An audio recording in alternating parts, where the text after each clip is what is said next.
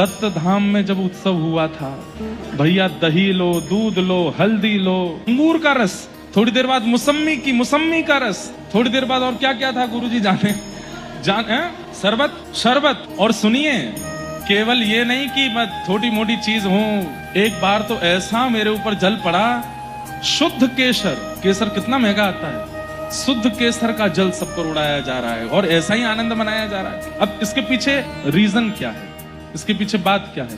तो ये दधी काना हुआ क्यों?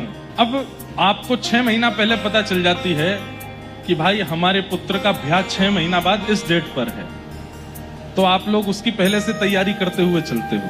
लेकिन अचानक से पता चलेगी तो फिर मार पड़ेगी उस बालक में, अरे कल ब्याह कर रहा है तो। लेकिन नंद बाबा की स्थिति ऐसी, बस एक बात समझाने की ऐसी है कि पहले से पता हो कि इस दिन पर ये उत्सव है तो हम पहले से तैयारी करते हैं, लेकिन पता चले आज ही कुछ मंगल में हुआ है तो अब व्यवस्था करने के लिए समय नहीं है, तो क्या करें? जो व्यवस्था पास है उसी से उत्सव मना लो।